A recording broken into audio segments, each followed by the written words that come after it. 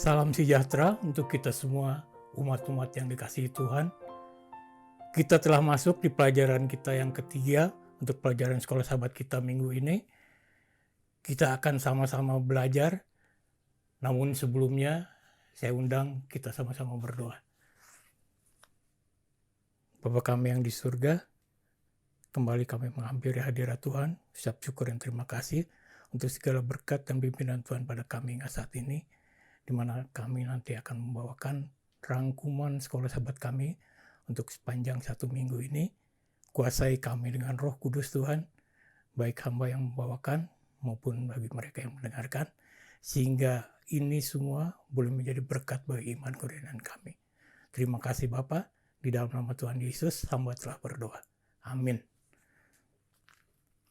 Baik, pelajaran kita untuk pekan ini judulnya turun-temurun untuk selama-lamanya.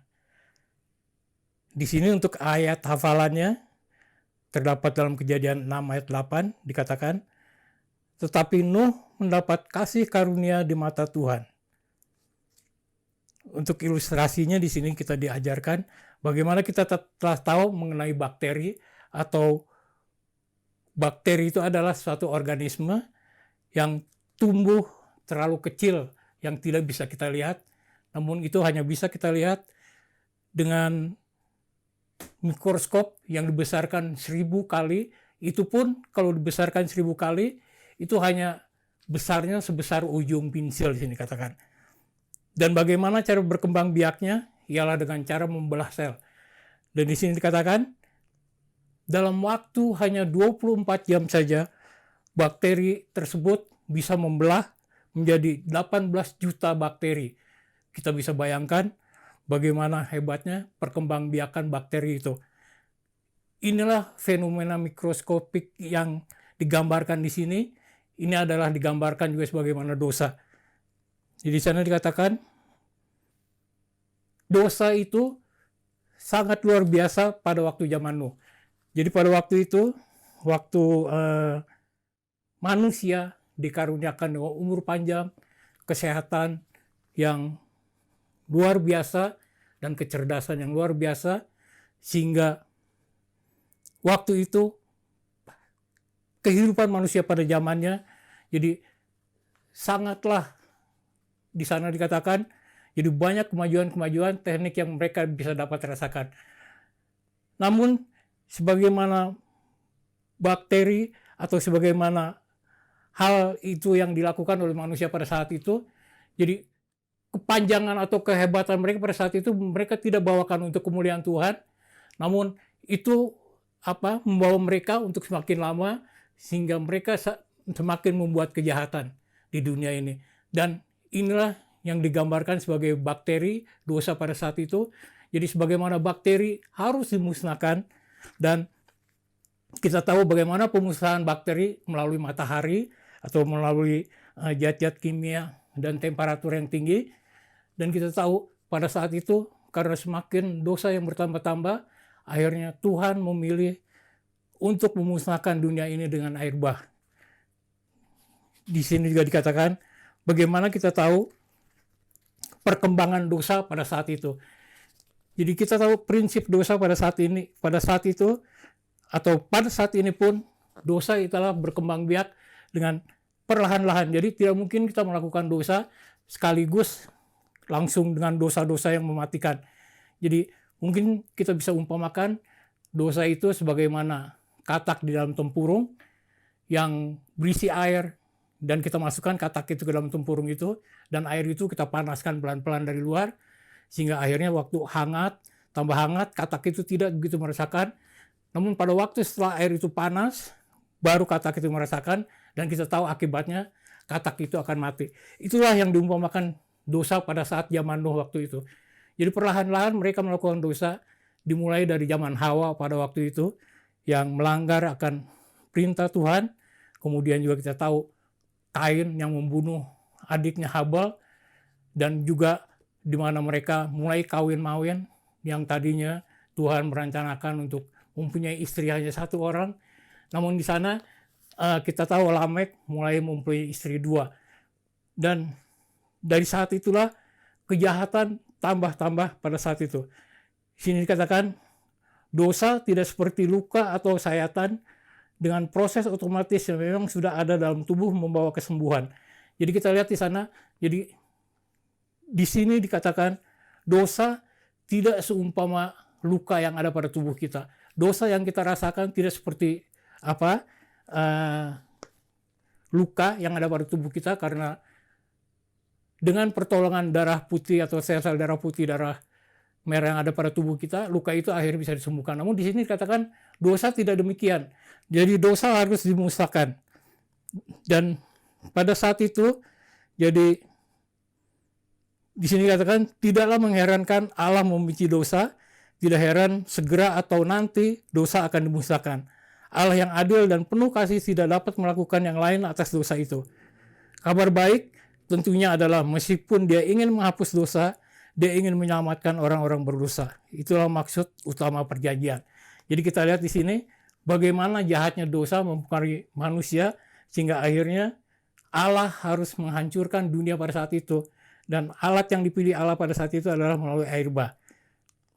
Dan pada masa itulah kita tahu Nuh hidup. Yang dikatakan di sini, Nuh adalah seorang yang benar. Kita tahu juga di sana dikatakan dia tidak berbuat celah dan dia bergaul dengan Allah. Itu kita bisa lihat di dalam Kejadian 6 ayat 9. Jadi, namun sebagaimana Nuh pada saat itu, kita juga sama seperti Nuh. Jadi, walaupun Nuh dikatakan benar, tidak bercela, dan juga bergaul dengan Allah, kita pada saat itu juga sama. Walaupun kita kelihatan benar, namun kita memerlukan tetap kasih karunia dari Tuhan. Karena kita lihat juga, walaupun dalam keadaan benar demikian, tetap dia harus menggunakan apa? Tetap dia harus menerima kasih karunia dari Tuhan. Dalam pengertian itu, Nuh tidak berbeda dengan satu di antara kita yang berusaha dengan sungguh-sungguh untuk mengikuti Tuhan. Jadi bagaimanapun kita hebatnya mengikuti Tuhan, namun kita tidak bisa artinya menyelamatkan diri kita sendiri dengan apa yang kita perbuat. Jadi kita juga harus seperti Nuh, kita harus menerima kasih karunia dari Tuhan. Dan pada saat itu kita tahu Tuhan memberikan perjanjian dengan Nuh, dan dalam perjanjian itu kita tahu Allah berkata kepada Nuh bahwa dia dan keluarganya harus masuk ke dalam bahtera.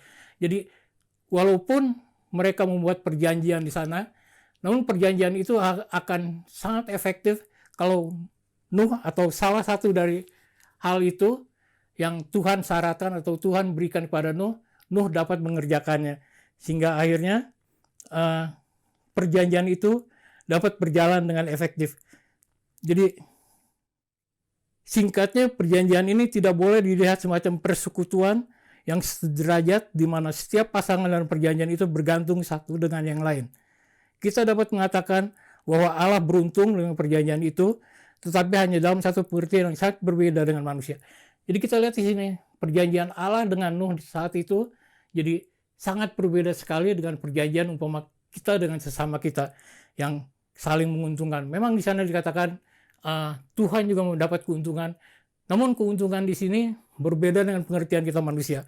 Di sini dianalogikan sebagaimana jika ada kita sedang berlayar bersama-sama, kemudian ada salah seorang penumpang yang tercebur ke dalam laut. Dan kita melemparkan ban tali yang berisi ban kepada orang tersebut. Orang itu bisa dapat selamat kalau memang dia mau menerima atau mengambil apa yang kita ulurkan di sana melalui ban dan tali itu. Jika dia mau memegangnya, baru dia dapat selamat. Namun kalau hal itu tidak dilakukan oleh orang tersebut, ia pasti tidak akan selamat. Demikianlah perjanjian yang diberikan Tuhan kepada Nuh. Jadi Tuhan memberikan perjanjiannya, Nuh akan selamat, namun Nuh juga harus melakukan apa yang Tuhan perintahkan, yaitu melalui pembuatan bahtera, sehingga dengan pembuatan bahtera itu akhirnya kita tahu keluarga Nuh semuanya akan selamat. Dan melalui kita tahu juga pada masa Nuh, pada waktu bahtera atau pada waktu air bah itu, jadi hanya 8 orang yang bisa selamat. Nuh, istrinya dengan anak-anaknya, kemudian dengan anak mantunya. Jadi dari mulai waktu air bah inilah, waktu Nuh diselamatkan, disitulah muncul kata-kata umat yang sisa atau orang yang tinggal. Jadi kita tahu dari sekian banyak umat manusia pada saat itu, hanya Nuh yang selamat dengan keluarganya, yaitu 8 orang. Dan kita lihat di sini, kita juga sebagai umat sisa pada saat ini, makna rohaninya dari pelajaran ini yang kita dapat ambil, kita sebagai umat yang sisa, kita juga dapat diselamatkan oleh Tuhan, bila mana kita mau menyambut apa yang Tuhan ulurkan kepada kita, apa yang Tuhan harapkan agar kita lakukan, dan kita mau melakukannya. Itulah kasih karunia yang kita butuhkan dari Tuhan. Baik di dalam Bible Commentary di sini dikatakan, jadi pelangi adalah bukti bagi orang percaya bahwa hujan pasti memberikan berkat dan bukan kehancuran universal. Jadi memang kita lihat akhir-akhir ini ada banjir-banjir bandang atau apa di sana dikatakan.